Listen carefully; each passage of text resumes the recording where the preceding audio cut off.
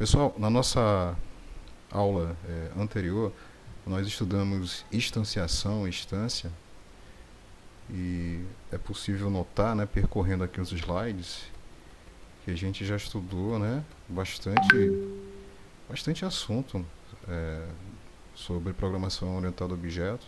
Impressionante, né, o tempo passa muito rápido. Então eu lembro que a gente estudou sobre métodos, né, na aula passada, envio de mensagem. A gente implementou alguns exemplos, né? Eu falei sobre o método construtor. O método construtor ele é um método especial porque é por meio dele que é possível que uma classe seja instanciada, ou seja, que um objeto ele seja criado. E normalmente a classe ela possui um método construtor default, ou método construtor padrão, que é um método construtor que ele é desprovido de implementação. Ele simplesmente ele é usado para que um objeto seja construído. O que vocês estão vendo aqui nesse slide, aqui, ó, em vermelho, é justamente um exemplo que mostra como uma classe ela está sendo instanciada, ou seja, como um objeto está sendo criado, por meio, né, do operador new, mais o método construtor, né, o método construtor padrão. Lembrando que o método construtor padrão, o nome do método é o mesmo nome da classe. Por isso que quando a gente olha para cá, a gente já sabe que a classe gato ela está sendo instanciada por causa do método construtor. E uma outra dica também é observar o tipo, né, correspondente à variável distância. O tipo é gato, então pressupõe que essa variável distância ela vai guardar a referência de um objeto instanciado a partir da classe gato. Beleza? Só que é possível também que a gente possa implementar numa classe, além do método construtor padrão, é possível nós implementarmos outros métodos, outros tipos de métodos construtor, que permite que um objeto, quando ele for criado, seja possível, através do método construtor, definir o estado inicial desse objeto, ou seja, atribuir valores aos atributos desse objeto. Beleza? Daqui a pouco eu vou mostrar para vocês isso, tá bom? Na prática. Então, método construtor. E tem método do tipo destrutor, que é um método que ele libera o espaço ocupado pelo objeto da memória. No entanto, a linguagem Java ela não possui um método destrutor. A destruição de um determinado objeto fica por conta de um mecanismo chamado garbage collection, coletor de lixo. Vou aproveitar e vou corrigir isso aqui. Fica por conta. Esperar entrar aqui no modo edit. Tá, enquanto não entra. Então, continuando. Em Java, a linguagem Java não me fornece um comando específico, ou me permite definir, né, um método para destruir um objeto. Então essa destruição ela fica por conta realmente desse componente chamado garbage collection, ou coletor de lixo. Finalmente. Por conta do coletor de lixo. Pronto. E aí eu acho que seria legal a gente fazer agora um pequeno exercício, né, um exercício rápido. E eu peço a vocês que vocês respondam, beleza? Tem algumas questões aqui. E aí eu coloco a questão no ar e quem tiver interesse em responder, né, quem quiser responder, por favor, responda para a gente ir interagindo, beleza? Então vamos lá. Esse exercício é relacionado ao assunto passado, né? Então verifique se as afirmativas são verdadeiras ou falsas. Letra A, né? Uma classe é uma instância de um objeto? É verdadeiro ou falso? Falso, professor. Falso, exatamente. É justamente o contrário, né? Um objeto é uma instância de uma classe. Letra B. Essa operação aqui, ó, ela é falsa ou ela é verdadeira? Ou seja, ela está correta ou errada?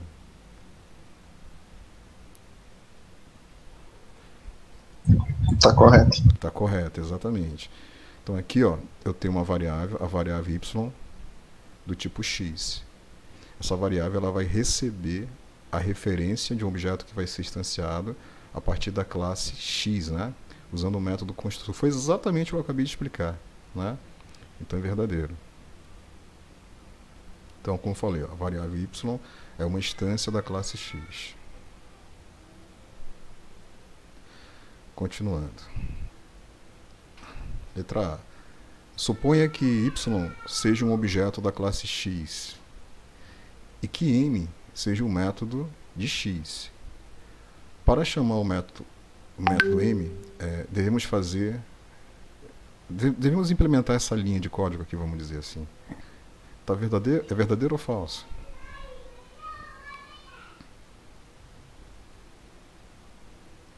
Entenderam a questão?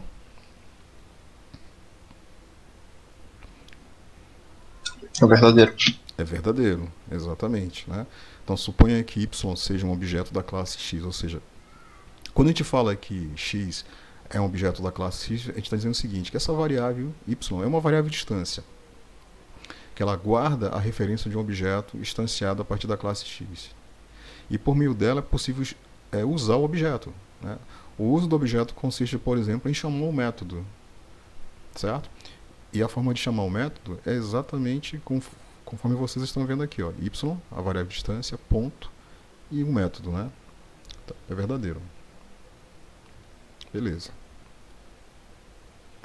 Letra B. A principal função do atributo é armazenar os dados de um objeto. A de um método é armazenar as instâncias de uma classe. E aí, pessoal, é verdadeiro ou falso?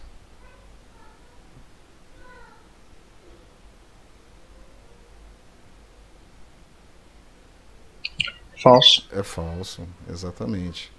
É falso, né? Falso porque a função de um método não é armazenar instâncias de uma classe, né? Método implementa comportamento. Beleza? Verifique se as afirmativas são verdadeiras ou falsas. Continuando, né? Vamos lá. Sempre que uma mensagem é enviada para um objeto, o seu estado se altera. E aí, pessoal?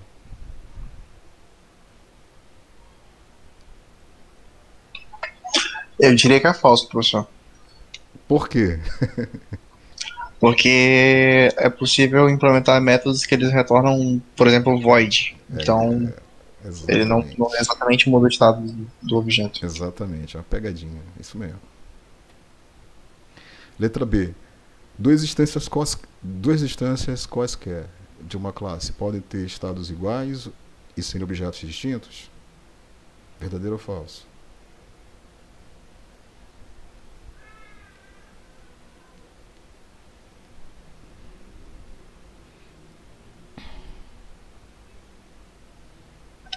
Verdade. Verdade, exatamente.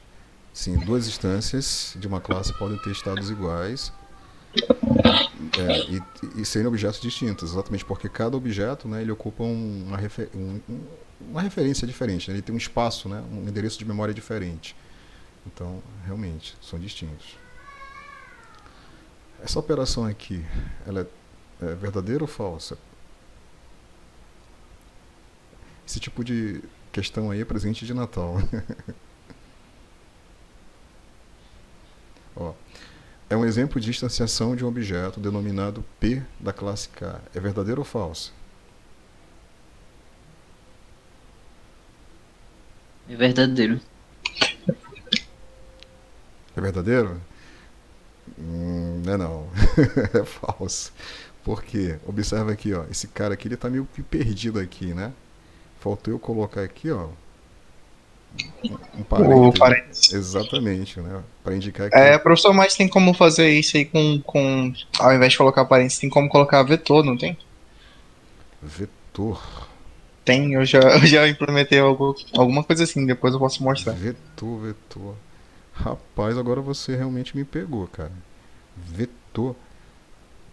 É, porque aí eu coloco, por exemplo, o K e o tamanho do vetor aí. Ele cria 4 objetos, por exemplo, assim, direto. Peraí. Tu tá falando, tu tá se referindo a arraylist? É tipo isso. Arraylist e tal. Posso lhe mostrar daqui a pouco. Pois é, inclusive eu tenho uma aula, né? Eu tenho uma aula que eu vou mostrar isso aí. Na verdade, Aqui na verdade, basicamente aqui é um tipo, é uma classe, vamos dizer assim, né? Isso aqui não é um vetor, né? Se fosse um vetor, teria de alguma forma colocado aqui na questão algum comentário, né? Alguma dica, alguma informação que é um vetor. E um vetor, para ficar claro, né, o que é um vetor, eu colocaria aqui, ó, colchetes, né? E informaria o número de células, entendeu? Aí sim, aí beleza. Aí, Eu mandei aí o exemplo no chat pois de é, como tá falando. se eu colocar aqui colchetes e o número de células, beleza, né? Mas aqui não tem, ó, tá bom? Sim, sim. Beleza, deixa eu passar aqui. Vamos lá. O método construtor deve ser usado para construir uma classe, verdadeiro ou falso? Verdade. Construir uma classe? Não. Não, objeto, Um professor, tá certo. objeto, exatamente, é falso. Letra B. O encapsulamento visa restringir o acesso à implementação interna dos métodos. Encapsulamento. Vamos ignorar essa pergunta aqui porque eu ainda não ensinei, né? Vou, inclusive na aula de hoje, daqui a pouco, vou explicar o que é o encapsulamento, tá bom? Então vamos ignorar essa questão aí. E daí, o encapsulamento? Então vamos lá, pessoal. Assunto novo, né? Aula de hoje, nós vamos abordar o tema encapsulamento. Então vamos lá. Essa figura aqui, ela tem o intuito de mostrar para vocês é como se fosse uma representação de um programinha orientado a objeto, que ele é baseado em duas classes, a classe main, né, a classe principal, e uma outra classe, a classe agenda. E nós aprendemos que a classe principal, ela implementa normalmente o método main, né, que é a porta de entrada do programa. E dentro do método main, normalmente a gente instancia as classes que fazem parte do programa, né, além da classe principal. A gente instancia e também uma vez que a gente instancia, os objetos são criados, a gente usa esses objetos de que forma? Até agora, né? Até agora, vocês aprenderam que é possível usar esses objetos atribuindo valores aos atributos do objeto. Por exemplo, aqui, ó, agenda. Né? Vamos supor, né, que um objeto agenda tenha sido construído. Então, através do método main, é possível a gente atribuir valores aos atributos, né, contatos e tamanho, por exemplo. Certo? É possível. Acessando diretamente esses caras. Então, eu posso acessar diretamente o atributo tamanho e guardar nesse cara um determinado valor. E eu posso também invocar, né, todos os métodos que fazem parte do objeto que foi instanciado a partir da classe agenda. Certo? Então, até agora, a gente aprendeu a trabalhar dessa forma aqui. Especialmente acessando os atributos diretamente para definir o estado de um objeto. Ou seja, os valores, né, dos atributos. Certo? Beleza. No entanto, né, esse modelo aqui, né, como eu já falei, viabiliza que o main ele tenha acesso total aos membros da agenda. Né? Acesso total a todos esses caras aqui. Ó.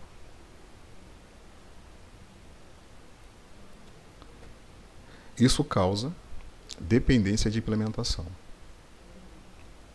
Ou seja, se atributos de agenda mudam, o main muda. Né? Então, se houver, por alguma razão, uma mudança aqui, né, na definição dos atributos, consequentemente isso vai repercutir no main e o main vai ter que sofrer uma alteração também. Então, isso causa uma dependência de implementação. A gente chama isso de acoplamento, né? Um forte acoplamento. Tudo bem? Então, como resolver o problema da dependência de implementação? Encapsulando a classe. Beleza? Então, a gente vai aprender na aula de hoje, né, encapsular a classe para evitar essa dependência de implementação. Então, quando a gente fala que a gente vai encapsular uma classe, a ideia principal é realmente resolver esse problema da dependência, né? E isso pode ser resolvido restringindo o acesso aos atributos e aos métodos de um objeto, especialmente aos atributos, de modo a evitar que um programador, um desenvolvedor, ele possa acessar diretamente os atributos e consequentemente manipulá-los, certo? Então aqui tem uma representação, né? Um objeto professor, está aqui, ó, né? Que precisa da colaboração de um outro objeto para realizar uma tarefa, por exemplo, o objeto aluno, simplesmente envia uma mensagem para este último. Então observem que o objeto professor ele invocou um método do objeto aluno, que é obter nota do aluno, e ele passa o nome do aluno, e esse cara aqui ele vai, né, retornar a nota do aluno. Então existe aqui uma troca de mensagem, né, entre um objeto e o outro objeto. E aí observem que o objeto professor, né, ele conseguiu obter a nota do aluno Pedro, né, do aluno Pedro, por meio de uma chamada de um método, que é o método obter nota aluno. Por quê? Porque provavelmente esse objeto aluno aqui que foi criado e foi instanciado, ele foi instanciado a partir de uma classe que implementa o encapsulamento. Se o encapsulamento não tivesse sido implementado na classe que originou esse objeto aqui, o objeto professor poderia acessar diretamente, né, um atributo, por exemplo, nota do aluno, e obter a nota, né. Então a ideia realmente é restringir, né, evitar que isso aconteça. Uma outra ideia a respeito de encapsulamento é que ele esconde a estrutura dos dados e implementação interna dos métodos. Então, assim, a ideia é que a gente possa usar os métodos,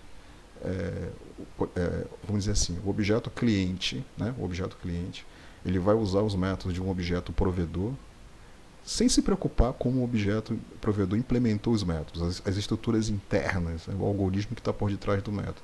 Ele simplesmente invoca o método, ele usa o método, certo? E obter uma resposta quando o método retorna para ele algum valor, né? Mudanças internas na implementação dos métodos não têm impacto sobre os objetos clientes. Isso é muito importante. Isso é muito importante. Ou seja, é possível, né, por exemplo, atualizar um método, realizar algum tipo de mudança, sei lá, de repente melhorar o código, tornar o código mais elegante. Você implementou uma primeira versão, está funcionando, tá beleza, está gerando o resultado esperado, sim, está gerando. Mas, sei lá, vamos supor que essa primeira versão tem 10 linhas de código. Aí depois de você analisando com calma o método, você percebe que você pode retornar o mesmo valor com, sei lá, 3 linhas de código. Aí você vai, altera o método, a implementação do método para ficar mais elegante, né? Ficar mais claro. E aí, a ideia é que essa reimplementação ela não tenha um impacto no objeto, né, no objeto cliente. Tudo bem?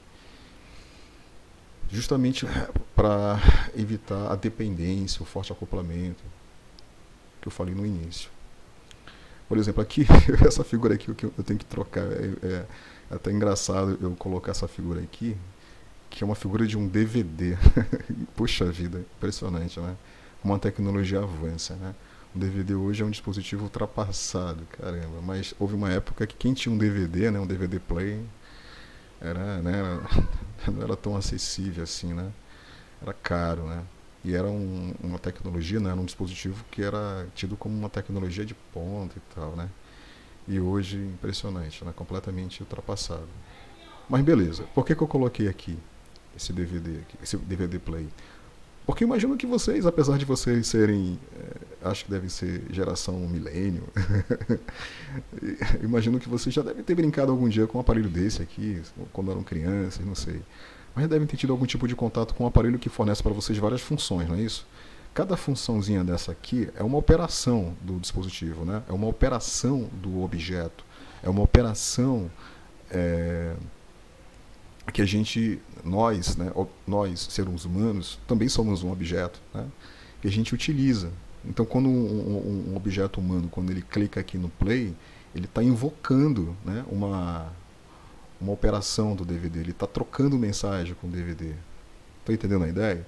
E aí nós seres humanos, um objeto do tipo ser humano, para ele não interessa saber, né, qual é o algoritmo, qual é, né, o código que está por trás do play aqui, quando ele clica aqui no botão play, ou quando ele clica no botão stop, né, para parar, certo? Ou quando ele clica no botão avançar, ou para injetar a mídia, né? Para o objeto cliente, ou seja, o objeto ser humano, para ele não interessa, né, entender, saber, né, como cada um desses botões aqui ou operações elas foram implementadas, porque elas estão encapsuladas, né? O que interessa saber para o objeto pessoa é usar, né, usar corretamente cada uma dessas operações, que essas operações estejam funcionando corretamente. Então não sei se vocês conseguiram pegar a ideia, né? Então, de um lado aqui eu tenho um objeto, né, que fornece todos esses métodos aqui, essas operações, e do outro lado, por exemplo, tem um objeto usuário, certo? Que vai usar esses métodos, que vai invocar esses métodos, mas para ele não interessa saber como esses caras foram implementados, ele simplesmente usa, porque a forma como eles estão implementados está encapsulada, certo? Beleza? Então essa é uma outra, vamos dizer assim, característica, né, por trás do encapsulamento. Então, ó, reforçando o que eu acabei de falar, ó, os objetos clientes conhecem somente as assinaturas dos métodos requisitados. As assinaturas dos métodos, do que se trata a assinatura dos métodos, né? Normalmente o método, ele possui uma assinatura. O que é assinatura? É o nome do método, os argumentos de entrada do método, é o tipo de valor que o método ele pode retornar, o tipo de dado que ele pode retornar, beleza? Então, normalmente os objetos clientes eles conhecem somente a assinatura dos métodos requisitados, certo? Geralmente utiliza-se modificador de acesso para privar os atributos do acesso direto, tornando-os privados. Pois é, eu acho que eu falei um pouquinho sobre modificadores de acesso bem nas nossas primeiras aulas e tal. Então, na aula de hoje a gente vai entender melhor como trabalhar com modificadores de acesso. Basicamente, os modificadores de acesso eles são usados, como já comentei, para restringir ou privar o acesso direto aos atributos e também privar acesso direto a métodos, certo? E aí, uma vez que a gente priva o acesso direto aos atributos, para que esses atributos eles possam ser manipulados, torna-se necessário a implementação de métodos que vão acessar e alterar os valores dos atributos. Então, quando a gente trabalha com encapsulamento, aquele acesso direto que vocês aprenderam, a gente vai mudar isso aí. A gente não vai mais trabalhar dessa forma. A gente vai implementar métodos que vão manipular os atributos. Beleza?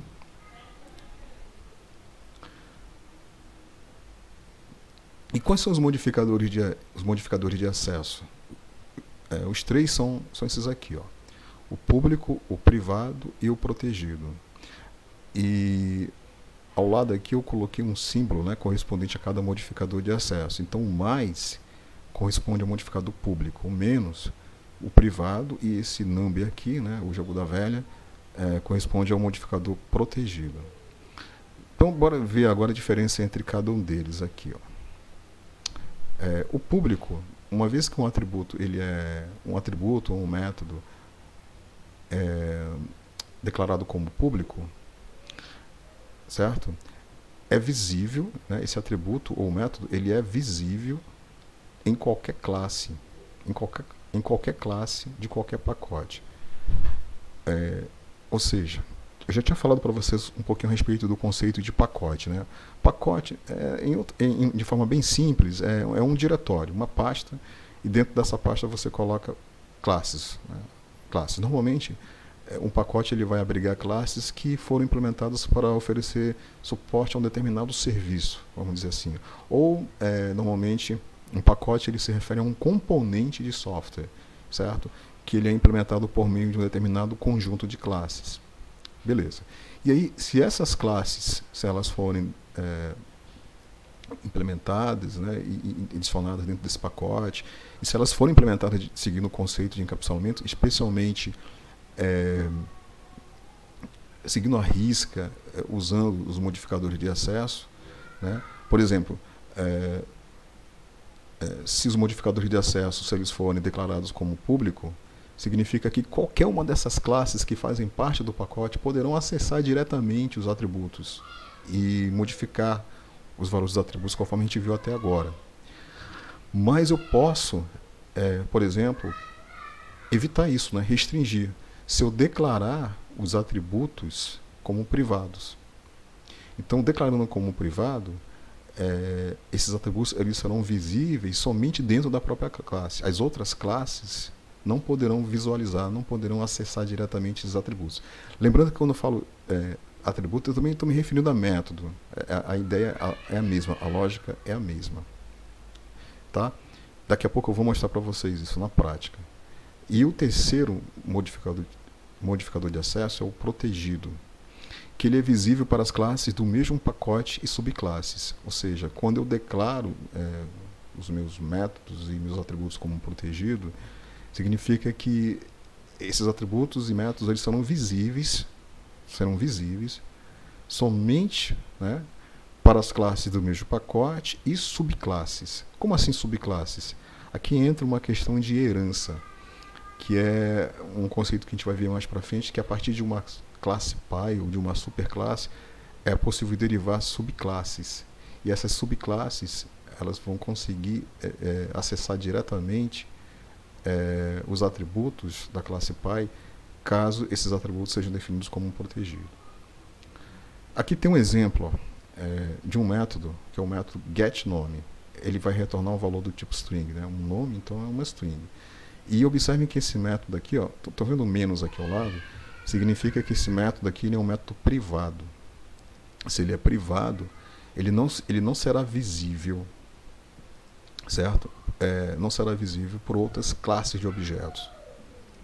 Aqui, nesse outro exemplo, tem um atributo, que é o atributo nome. E aqui ele está declarado como público. Então, significa que esse atributo ele é visível em qualquer classe, né, de qualquer pacote. Quando a gente declara um atributo em uma classe, por default, por padrão, ele é público. Ok? Ele é público. Então, a gente deve usar, né, o modificador privado para restringir o acesso ao atributo. Ok? Aqui, eu estou mostrando um exemplo usando a UML. A gente observa aqui uma classe representada em UML. Essa classe se chama teste e ela tem os atributos nome, CPF e idade. E aqui ao lado a gente observa, né, os modificadores de acesso. Aqui embaixo os métodos. Então é possível notar que o atributo nome, olha o modificador de acesso dele aqui, privado. O CPF é protegido, né? Idade é público. E os métodos getIdade e setIdade como público. Olha só que interessante, getIdade e setIdade. Aqui já existe aqui nesse exemplo o que nós chamamos de vamos dizer assim, métodos implementados de uma forma padronizada ou métodos que implementam encapsulamento. Métodos do tipo getSet, que eu vou explicar daqui a pouquinho. São métodos, vamos dizer assim, métodos especiais que eles permitem que seja possível manipular um determinado atributo sem que a manipulação desse atributo seja feita de uma forma direta. Agora há pouco eu falei exatamente isso, né? Que quando a gente implementa o encapsulamento numa classe, os atributos da classe, né, não devem ser mais acessados diretamente. Ou seja, em outras palavras, eles não devem ser mais públicos. Eles deverão ser privados de um acesso direto. E que o acesso a esses atributos deve ser feito somente pelos métodos. Não foi isso que eu falei? Então, são métodos como esses aqui, ó. Por exemplo, o método getIdade é um método que ele vai acessar o atributo idade para obter a idade. Por isso que o tipo que ele retorna aqui é um tipo int. E o método setIdade, normalmente ele é usado para modificar o valor do atributo idade. Ele não retorna nenhum valor, por isso que o tipo dele é void aqui. Tudo isso que eu estou falando agora, de uma forma teórica, daqui a pouquinho eu vou mostrar para vocês na prática. Então, nome da classe, atributos, métodos. Modificadores de acesso. Certo? Aqui tem um outro exemplo de uma classe, né? A classe contato encapsulada. E esse aqui, pessoal, isso aqui é o padrão de encapsulamento. É uma regra. Beleza? Então, quando vocês forem implementar uma classe, por exemplo, a classe, né, uma classe como essa daqui, contato, quando vocês forem definir os atributos, declarar os atributos da classe, seguindo a regra, os atributos devem ser declarados como privados. Por quê? Para evitar o acesso direto a esses atributos. Certo? Normalmente os métodos que vão ser usados para manipular esses atributos, os métodos que vão permitir que seja possível obter um determinado valor de um atributo ou modificar o valor de um determinado atributo, esses métodos eles devem ser declarados como públicos. Beleza? Como públicos.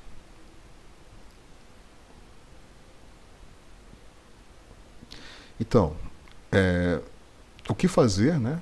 O que fazer quando precisamos? Obter o valor de um atributo privado. Por exemplo, aqui, ó. Esses dois atributos foram implementados como privado. Agora há pouco eu já falei, né? Através dos métodos que implementam encapsulamento, né? Então, o que fazer quando precisamos obter o valor de um atributo privado ou modificar o valor de um atributo privado, né? Aí vem os métodos do tipo getter, que eu tinha comentado. Então é o seguinte, para a gente obter o valor de um atributo privado, a gente vai fazer um uso de um método do tipo getter. Tudo bem? E esses métodos do tipo getter, eles são públicos, ou seja, eles deverão, né, ser visíveis a qualquer classe de objeto que pertence a um pacote ou que esteja fora de um pacote de classes. Observem aqui esse exemplo. Ó. Aqui tem um exemplo que mostra um determinado atributo, o tipo dele, e esse atributo ele foi declarado como privado. Essa palavra reservada aqui, ó, private, é a palavra da linguagem Java que é utilizada para declarar um atributo como privado. E aqui a gente observa um exemplo de um método do tipo getter, que é o método getAtributo, que ele vai retornar, observem aqui, ó, tipo, né? Ele vai retornar o mesmo tipo do atributo. E observem como ele retorna. Observem aqui a implementação dele, ó. Return atributos, ou seja, ele vai retornar, né, o valor do atributo. Então esse cara permite que seja possível que uma classe, né, que permite que seja possível que um objeto instanciado a partir de uma classe possa obter o valor de um determinado atributo, né, de uma forma encapsulada, né, usando esse padrão aqui, usando o método tipo getter. Beleza? Observe esse exemplo aqui. Ó. Nesse exemplo, então, tem o atributo nome do tipo string. E para esse atributo nome do tipo string, a gente precisa implementar um método do tipo getter, que nesse exemplo aqui é o método getNome do tipo string, que vai retornar o valor do atributo nome. Beleza? Tranquilo, né? Bem tranquilo. Então, observe mais um exemplo aqui. Ó. Nesse exemplo, essa variável aqui, a variável distância C, do tipo contato, ela vai ser usada para receber a referência de um objeto que vai ser instanciado a partir da classe contato, certo? Usando aqui um método construtor. Um método construtor aqui. Ó. Esse método construtor da classe contato, observem que ele recebe aqui, ó, dois argumentos de entrada. Isso aqui é um tipo de método construtor que ele permite que quando um objeto for construído, né, a partir da classe contato, seja possível definir o estado inicial desse objeto, ou seja, o nome, né, e, por exemplo, aqui a matrícula, sei lá, ou o telefone de uma pessoa, certo? Então, uma vez que um objeto ele vai ser construído, usando esse método construtor aqui, ele vai, né, inicialmente ele vai receber um nome e um endereço aqui, um valor que corresponde a um endereço, que corresponde a um número de telefone, por exemplo. Beleza, então esse objeto foi criado, o estado inicial dele foi definido.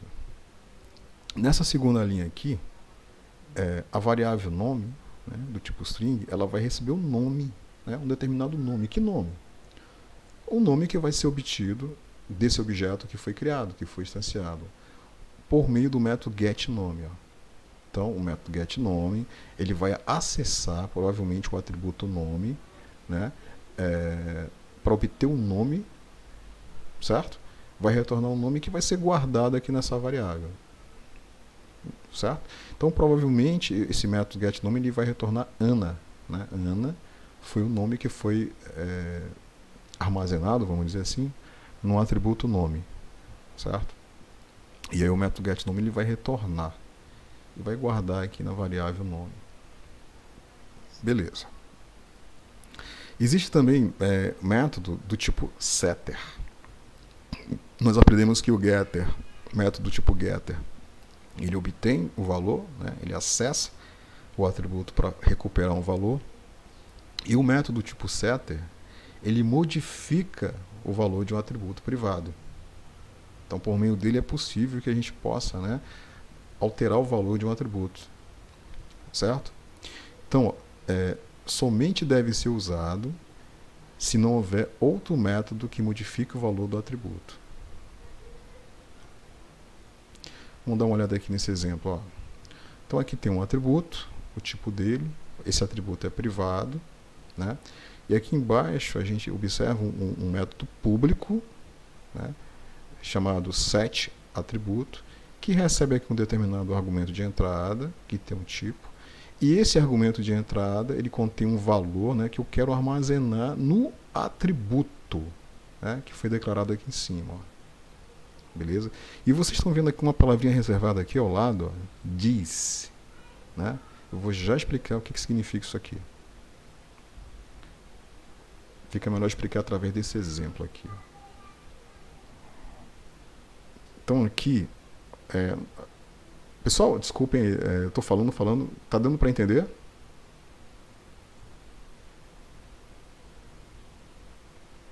Pessoal. Sim, professor. Ah, beleza, valeu.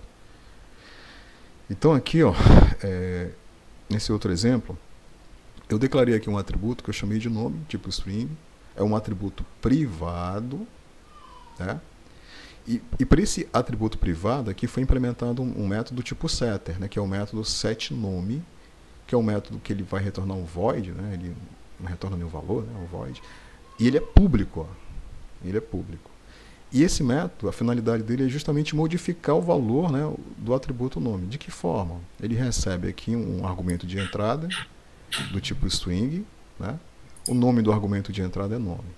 Beleza. E aqui, ó, tô vendo aqui, ó, na implementação do método setNome, essa linha aqui, ó, diz.nome recebe nome. O que eu estou fazendo aqui? Eu estou querendo guardar no atributo nome o valor que está armazenado no argumento nome que foi passado para o método. Beleza? Por que tem essa palavra reservada aqui, diz? Vamos lá, aí vem a novidade. Foi necessário colocar o diz aqui, diz.nome, porque nesse exemplo aqui, vai ficar engraçado o que eu vou falar agora. Nesse exemplo aqui, o nome, prestem atenção, hein? O nome do argumento de entrada do método, certo? É igual ao nome do atributo da classe. Deu para entender? Deu para entender? Que o argumento do método, o argumento de entrada, né? O nome do argumento de entrada, que é nome, é igual ao nome do atributo. Deu para entender? Sim, deu. Deu. Então, para diferenciar o que é atributo do que é argumento, a gente coloca essa palavrinha reservada aqui, ó, diz. Essa palavrinha reservada diz, ela está dizendo que esse nome aqui, ele na verdade, ele é o atributo, né? É o atributo, ele está presente no objeto, né? No objeto que foi instanciado a partir da classe, certo? Uma forma de evitar usar esse diz aqui seria, de repente, trocar o nome do argumento. Ao invés de colocar nome, eu poderia colocar aqui, sei lá, nome pessoa, por exemplo. Então seria diferente, né, o nome do argumento para o nome do atributo. Essa palavra reservada aqui, ela é bem importante, porque ela se refere ao próprio objeto. Então, diz.nome, estou dizendo o seguinte: eu quero guardar no atributo nome do objeto que foi criado, que foi instanciado. Beleza? Aqui tem um outro exemplo. Opa, nesse outro exemplo aqui, novamente, ó, a classe contato ela foi instanciada usando o método construtor da classe, né? A variável C ela está apontando para o objeto que foi instanciado, por isso que o tipo dela é contato, beleza, né? Aí, olha só, essa variável aqui, a variável x do tipo string, ela está recebendo aqui uma string, né? Que é Beatriz, beleza. Então vamos supor que eu queira modificar, né, o nome do contato. Então para isso, ó, eu vou chamar o método setNome a partir da variável distância C e vou passar para ele a variável, né, a variável x. Então consequentemente esse cara aqui ele vai acessar o atributo nome e vai modificar de Ana para Beatriz. Beleza? Então pessoal, é importante, né, não se esqueçam disso. Quando vocês forem implementar as classes de vocês, os atributos devem ser declarados como privados e os métodos devem ser declarados como públicos, especialmente os métodos do tipo getter e setter. Beleza? O meu filho está batendo aí na porta. Pô, não posso abrir não. Então, ó, em geral, mas eu estou feliz demais, sabe, de poder ouvir ele bater na porta aí. Tá bem ativo, graças a Deus. Então, em geral, quando encapsulamos, escrevemos todos os métodos get, set, como já falei, né? Isso é uma regra, beleza? Não se esqueçam disso, isso é uma regra. Mas há exceções, né? Outros métodos que façam papel de get e set. É possível, né? Mas é interessante a gente seguir a regra. Então aqui tem um código no Eclipse. Eu vou fazer o seguinte: eu vou mostrar agora para vocês. Eu vou abrir aqui o meu Eclipse e vou programar, né? E vou testar isso na prática e vou mostrar para vocês, tá bom? Mas antes de mostrar para vocês, eu quero também mostrar para vocês aqui, ensinar vocês uma receita para programar de forma orientada a objeto, tá bom? Então a receita é a seguinte, ó, se vocês seguirem essa receita, os passos que estão aqui, vocês vão se dar muito bem na programação orientada a objeto. Vamos lá. Então o primeiro passo é o seguinte, ó, descubra os objetos do problema. Aí, estão lembrados daquela aula sobre abstração? Né?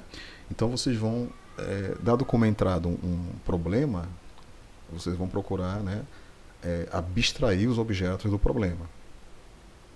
Certo? Estão lembrados disso? Abstrair especialmente, né, as classes às quais esses objetos pertencem. Tudo bem? Né? Vocês devem lembrar daquela atividade que nós fizemos, onde eu joguei vários objetos e vocês procuraram agrupar esses objetos em classes, né? Vocês procuraram identificar as classes às quais os objetos eles pertenciam. Então, beleza. Então, esse é o segundo passo. Ok? E aí, ao identificar as classes às quais pertencem os objetos, é interessante desenhar essas classes usando a UML. A gente ainda não Eu ainda não mostrei para vocês a ferramenta StarML, voltada para desenhar classes, criar diagramas de classes, né? Eu vou fazer isso brevemente, tá bom?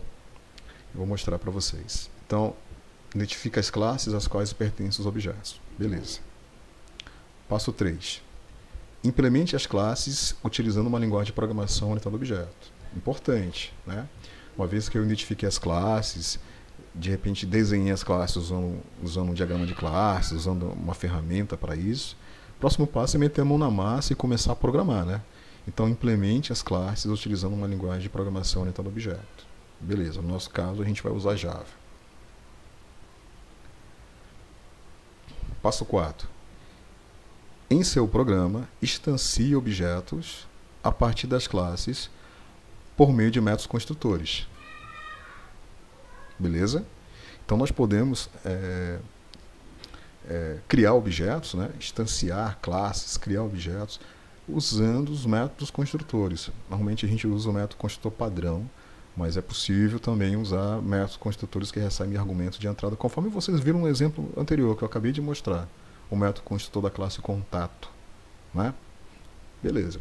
Então, isso aqui vocês já aprenderam o passo 1, vocês já aprenderam o passo 2, já aprenderam o passo 3, já aprenderam o passo 4. É importante ressaltar que no passo 3, a implementação das classes, utilizando uma linguagem orientada a objeto, é importante lembrar, seguir o encapsulamento, que a gente está estudando na aula de hoje, né? Implementar essas classes de uma forma encapsulada. Beleza?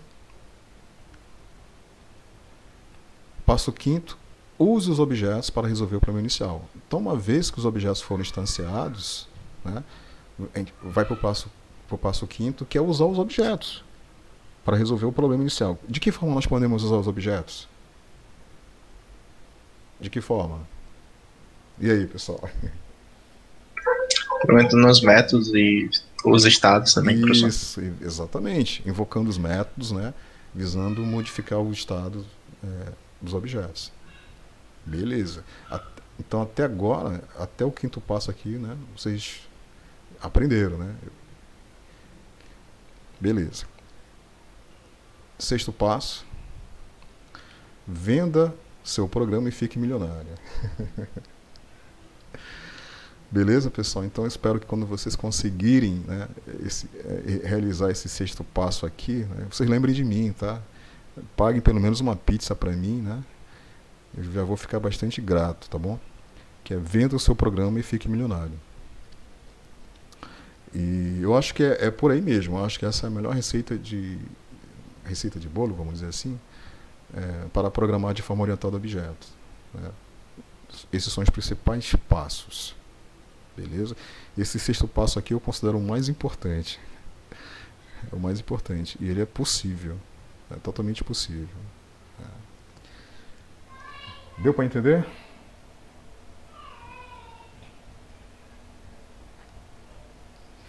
Bom, beleza, acho que deu. Então agora eu vou abrir aqui o meu Eclipse e vou brincar, né, com esses conceitos que eu apresentei na aula de hoje para vocês, tá bom? Mostrar para vocês na prática. Eu acho que seria legal vocês também fazerem a mesma coisa. Vocês podem abrir o Eclipse de vocês e conforme eu vou modificando aqui, vocês vão modificando aí também, né?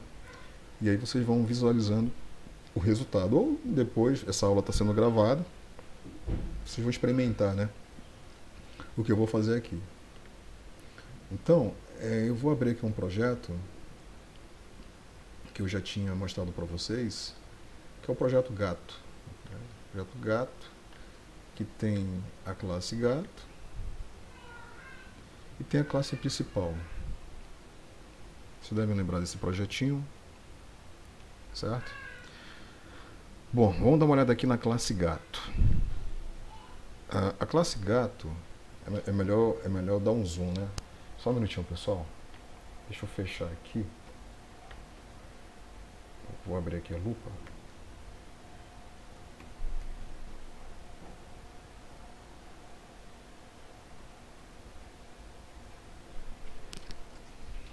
Não sei porque minha máquina hoje tá devagar.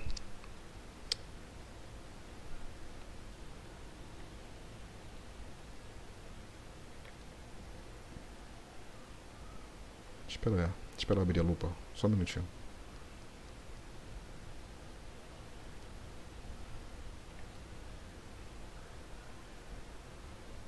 Acho que abriu. Abriu, beleza. Tá aqui. Então, observem aqui, ó. Aqui é a classe gato, certo? Esse código aqui implementa a classe gato, que a gente viu em aulas anteriores. Eu imagino que vocês já devem ter implementado também, né? E aí observem que os atributos da classe gato, eles foram declarados sem a utilização de nenhum modificador de acesso. Ó. Então, quando a gente não coloca nenhum modificador de acesso, significa que, por padrão, esses atributos eles foram declarados como público. Né? Sendo declarados como público, eu posso fazer exatamente isso aqui. Estão vendo aqui? Ó? Frajola.nome, frajola.idade, frajola.peso, ou seja, eu estou acessando diretamente os atributos por meio da variável frajola. Estão vendo aqui a variável frajola, né? Que é uma variável de distância, que contém a referência do objeto que foi instanciado a partir da classe gato, usando esse método construtor padrão aqui. Certo? Bom, de acordo com a aula de hoje, a gente deve evitar isso aqui. Certo? Esse acesso, né? Esse acesso direto. Então eu vou fazer o seguinte, eu vou restringir o acesso aos atributos. Beleza? Como é que eu vou fazer isso? Eu vou voltar lá para a classe gato. E agora eu vou declarar todos esses atributos como privados, usando a palavra reservada. Private. Certo? Private.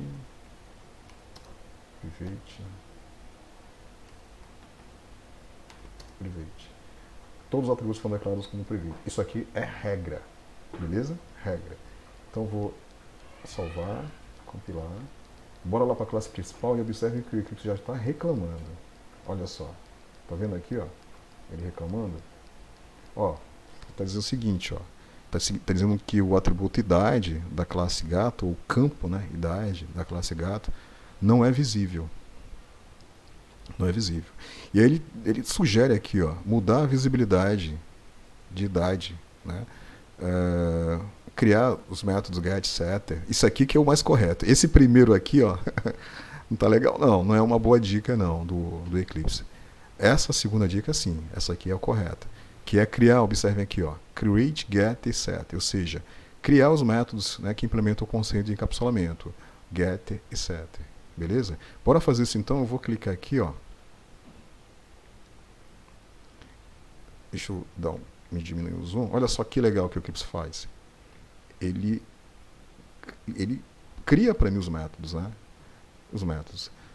Aqui ele está me dizendo quais são os nomes dos métodos. Ó. O nome do getter, né? O nome do set, que vai ser getIdade e setIdade. Beleza? Vou clicar aqui em OK. E ele... cadê? Tá aqui, ó. Tá vendo aqui, ó? Ele criou aqui, ó. Deixa eu dar um zoom para vocês enxergarem melhor. Tá vendo aqui, ó? Setidade. Né? Setidade. Ó, setidade aqui. Bora dar uma olhada na classe gato.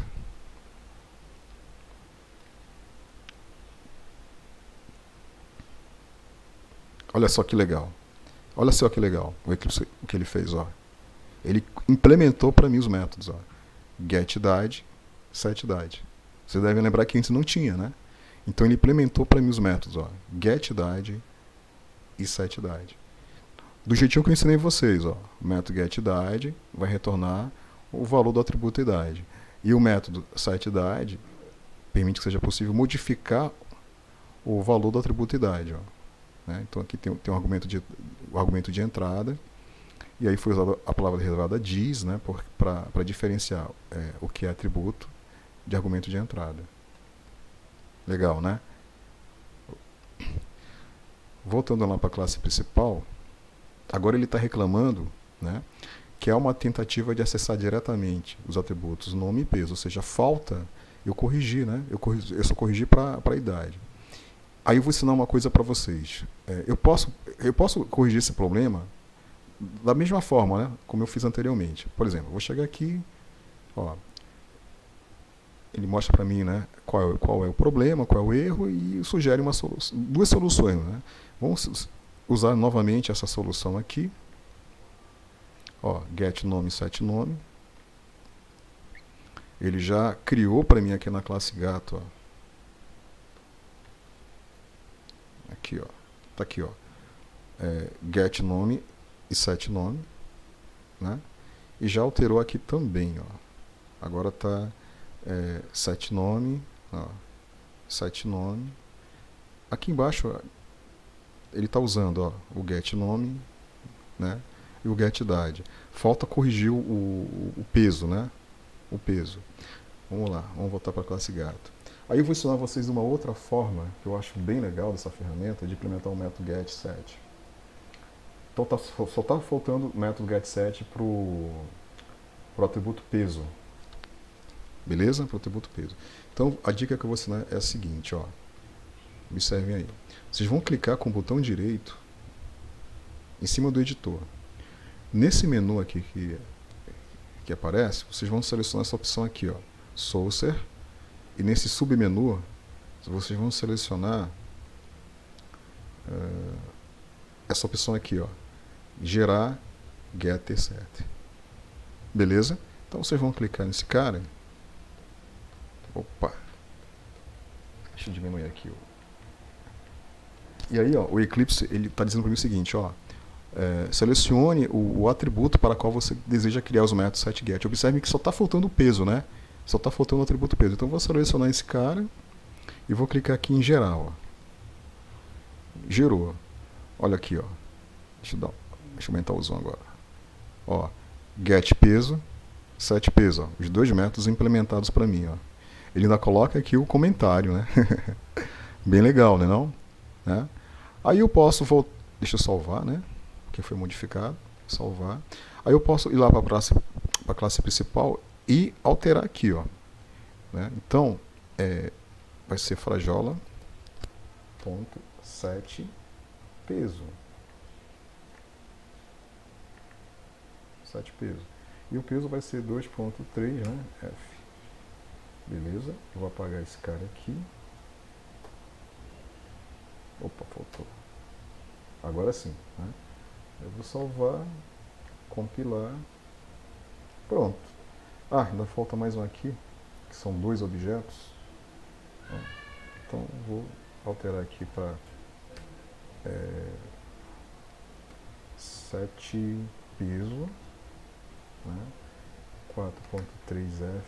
Depois, pessoal, eu vou ter que fazer isso tudo de novo para outra turma. 4.3, né? E aqui embaixo, ó, eu quero exibir o peso do gato, eu tenho que chamar o método get peso, né? Ponto get, tá aqui, ó, get peso. Pronto, agora sim, né? Acho que agora tá tudo certinho, deixa eu ver. Acho que sim, deixa eu salvar, compilar. Pronto, ó, não tem nenhum erro, né? Vou diminuir aqui, vou executar o meu programinha. Pronto, o programa foi executado com sucesso. Está aqui o resultado. Ó. Beleza? Então, eu acho que deu para entender, né, como nós podemos trabalhar com os métodos set, get, né, e como implementa o encapsulamento. Eu acho que deu para entender que quando a gente declara os atributos como privados, se a gente tentar fazer isso aqui, ó, vocês viram que estava dando erro, né? Ó, frajola, ponto. Observe que quando eu coloco um ponto, ó, o Eclipse ele nem mostra mais para mim aqui os métodos, desculpem, os atributos.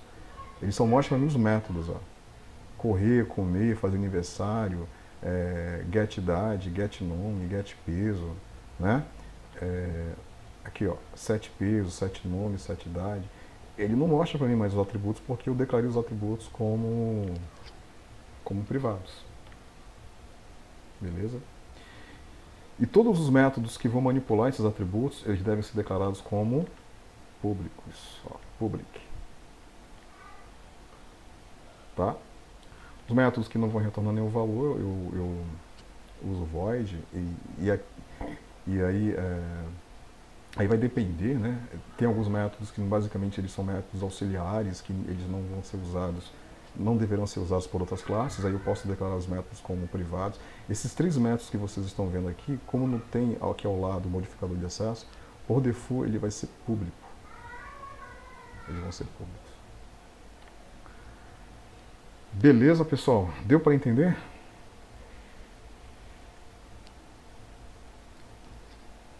Como trabalhar com métodos e atributos privados? Aqui é um exemplo de uma classe encapsulada. Deu para entender o que é uma classe encapsulada?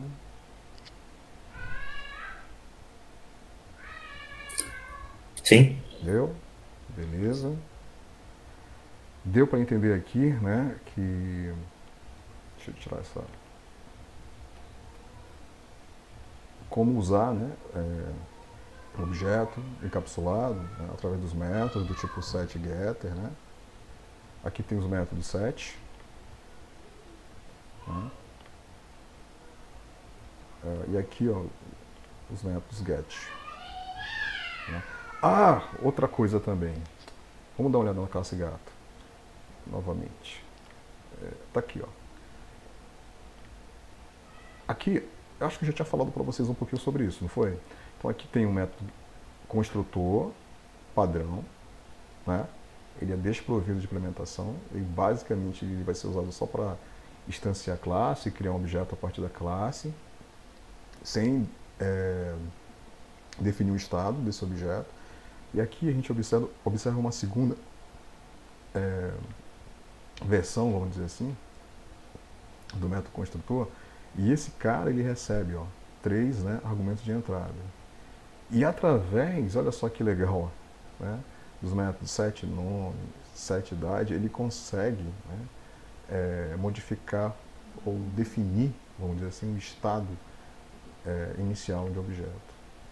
Pode ser feito dessa forma, como vocês estão vendo assim, pode ser feito dessa outra forma aqui, ó, né, guardando diretamente no atributo o valor do argumento de entrada, né?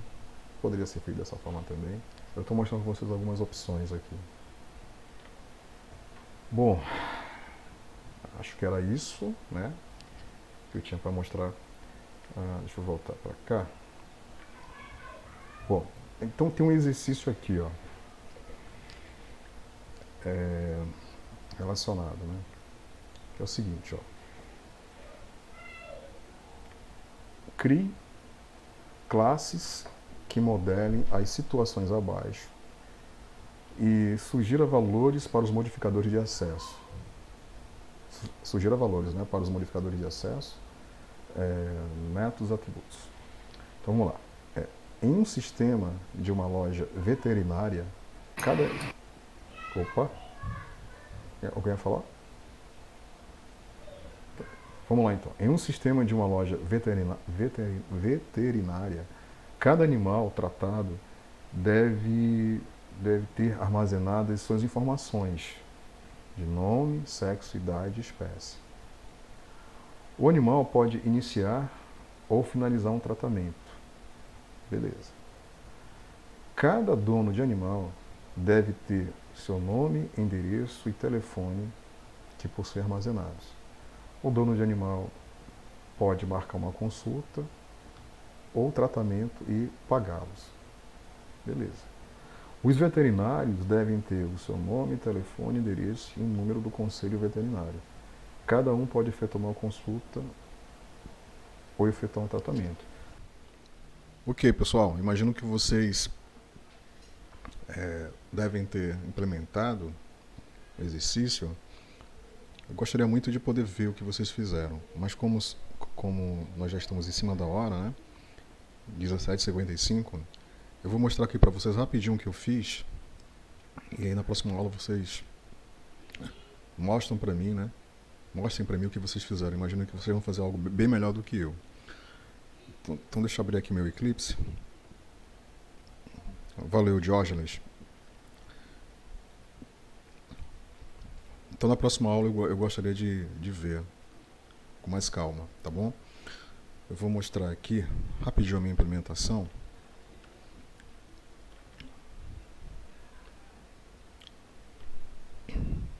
Então tá aqui o meu projeto, que eu chamei de exercício 1.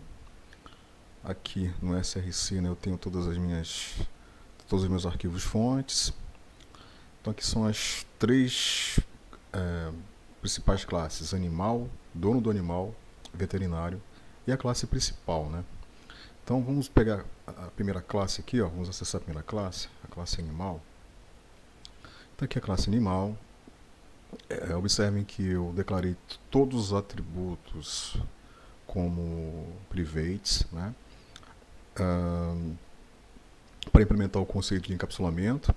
Essa classe aqui ela tem um método construtor padrão.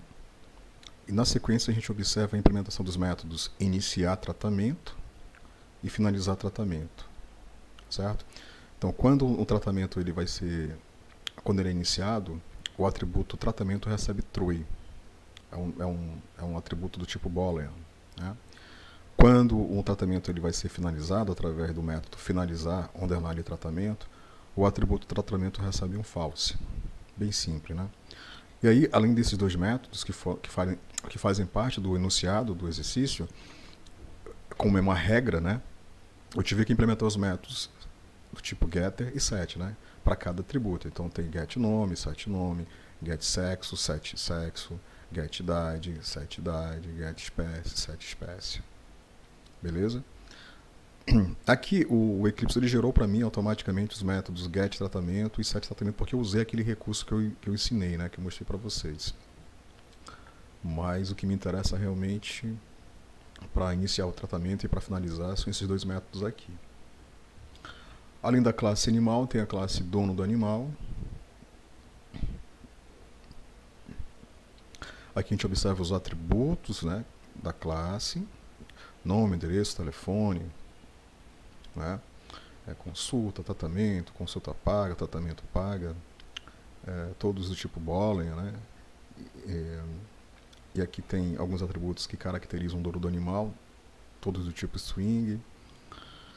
Aqui tem o método construtor padrão, os métodos do tipo getSet, né, para cada um desses atributos aqui. Então tem getNome, setNome, getEndereço, setEndereço, setTelefone, getTelefone, né? Tem aqui o getConsulta, setConsulta, getTratamento, setTratamento. Novamente, esses métodos eles foram gerados automaticamente pela ferramenta, né? Usando aquele recurso que eu falei, né? Aí tem os métodos marcar underline consulta, tipo true, marcar underline tratamento, tipo true, pagar consulta, tipo true. Beleza? Pagar tratamento, tipo true. Pagar tratamento recebe true, na verdade. E aí, veterinário. Um veterinário ele tem um nome, ele tem um endereço, ele tem um telefone, ele tem um número do conselho, né? É um atributo do tipo int. E os atributos boolean, né? Consulta e tratamento. E aí os métodos, né? O método construtor, os métodos getSetter para cada atributo. Certo? Novamente, foram gerados automaticamente para mim, né, por meio da ferramenta.